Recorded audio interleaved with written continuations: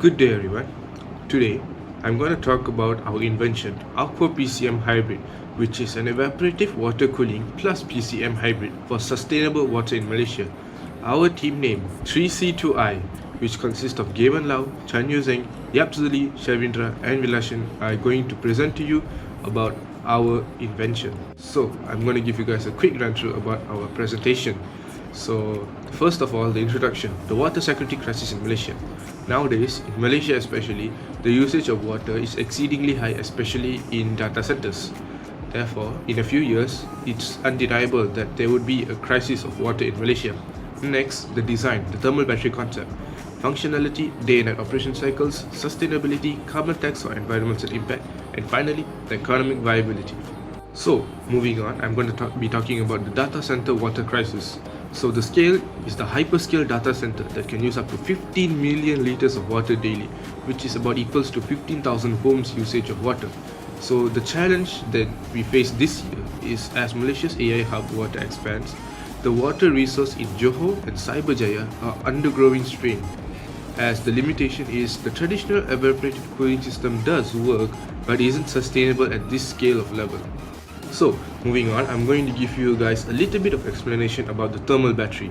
So, a buffer for peak loads is our solution that integrates phase change materials (PCM) into existing systems, acting like a thermal battery.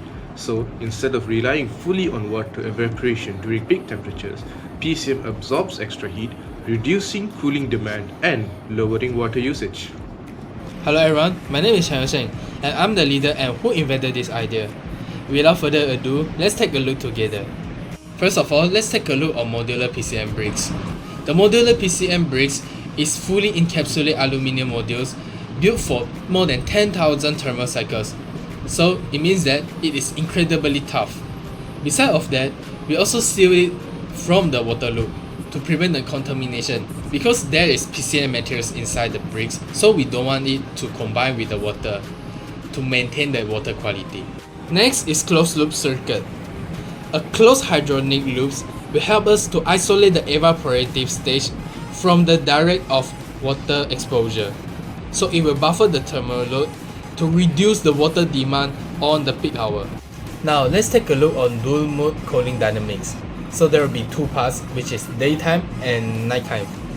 The daytime is about absorption, so which means that the PCM brick materials will work as a heat sponge. So since it works as a heat sponge, it will absorb the heat and turn from the solid to the liquid. And the evaporation will remain slow because the PCM materials is doing the heavy lifting. Next, let's talk about nighttime. The nighttime is about reset. At the nighttime, as we all know, the temperature will become pretty much low. So the server will discharge the heat. And since it become colder, right? So the PCM materials will turn from the liquid state to the solid state again. And it is ready for the next thermal cycles. So this is our concept diagram, which is our prototype. If you are interested, you can pause the video and take a look for a while. So this is the diagram shows the usage of water after we integrate the PCM materials into the evaporative cooling system. So my team expect that the usage of water will reduce around 40%. The next, my teammate Yap Zili will talk about economy viability. Hi, my name is Yap and I'm from Team 3C2I, and I'm now going to talk about the economic viability for our innovation. The direct summary to everything is that our innovation can be a capital efficient retrofit solution enabling data centers to achieve green certificates and access tax incentives in Malaysia, such as My Hijau Mark. For our pricing, we can use a modular pay-as-you-scale model, which is increasing the price for our service to the time our product is used. The higher cost PCM can be offset by the water and energy saved and can give back the ROI in approximately 3 years. Our marketing plan for this is to sell our product to government-linked GLCs and also multinational tech firms such as Microsoft that is currently expanding in Malaysia. Our final goal of our innovation is that it will become the standard cooling architecture for water-restricted cities. for all the data centers. As we can see here from the current market analysis, our innovation could prove to be the most cost-effective with the ability to give back profit compared to other cooling architectures. The usage of water for our AQUA PCM Hybrid can also be reduced by 40%. Now I will pass to my fellow teammate Savindra. Thank you. Hello, my name is Savindra Sivakumar and I'm from 3C2I in this competition. So I would like to pick up where we left off and I would like to elaborate more on market analysis. So let's move to the metric part of this table. So first off, we have standard evaporative, which is basically a common way for companies in order to cool down the servers using water. Next, we have liquid immersion. You might ask, what is liquid immersion?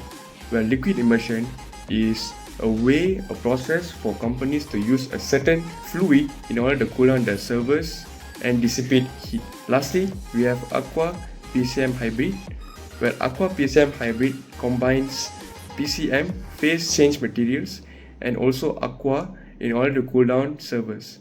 So let's move on to the water usage of these three methods. So first off, standard evaporative, we have a water usage that is very high because it's a very common way for companies to use in order to cool down the servers, so therefore water usage is very high. Next, we have liquid immersion, which has a water usage of 0 because it uses a certain fluid in order to cool down the servers, so water usage is not that required. Lastly, we have AQUA PCM Hybrid, which has been reduced by 40% because of the PCM usage.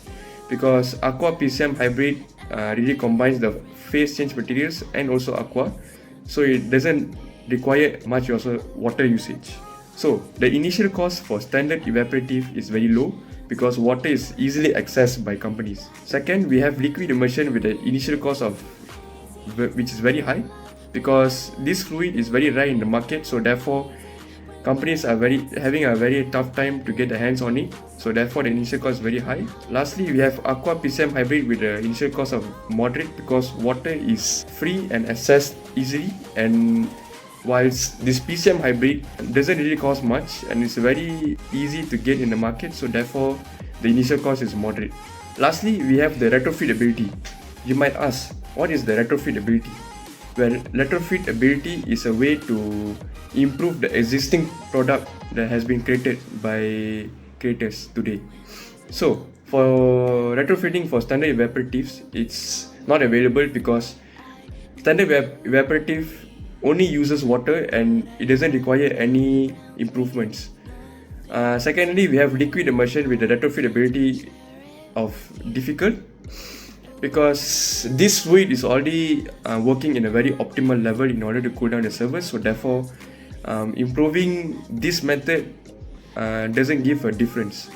And lastly, we have AQUA PCM Hybrid with the retrofit ability of easy because firstly we are using AQUA, which is water, and secondly this phase change materials, it can be used many different ways, and also these phase change materials can be attained in many sort of ways and many different materials, so therefore it's very easy. So let's move on to our target audience. So our three main target audiences are hyperscale data center operators, local telecommunication providers such as TM1, and the green building developers. We target these three parties because they really need an efficient way in order to cool down their data centers and providing data more easily. So therefore, targeting these audiences really elevates the popularity of our product. So next, we have competitors, which are evaporative cooling, insufficient, and water intensive liquid immersion. This method is highly effective but prohibitively expensive for most small medium enterprises. Well, this because most small medium enterprises can't afford our product, which is very expensive. So therefore, this is also another setback in order to elevate the popularity of our product. So next, we have market demand. It is driven by the National Energy Transition Roadmap (NETR) and the mandatory ESG reporting standards implemented in 2026. Next, we have the road to the breakthrough phase. So for an R&D phase, we are focusing on material testing of new salt hydrates for 40 degrees Celsius melt points. Well, this because this is a very unique way due to the fact that we have new salt hydrates that has a melting point which is very high, that is 40 degrees Celsius. So it's a really road breakthrough for our product. Next we have pilot testing, which is retrofitting a small scale service rack in Cyberjaya, where this because Cyberjaya is famous for having a lot of digital companies. So targeting that area really elevates the sales of our product. Lastly, we have market launch. Partnerships with resident data center developers really increase the popularity of our product and also increases the sales of our product, because they really need a very easy way in order to put on the data centers. So they will most likely target our product in order to do so. So these are the email sources that have been used throughout this presentation. So if you guys are free, feel free to click on the link that has been provided for each image in order to read more of the image. So this is also our other sources that has been used to research more on our product. So feel free to log in to the website in order to read more detail about every single one of them. That's all from me, and that's the end of the presentation. Thank you.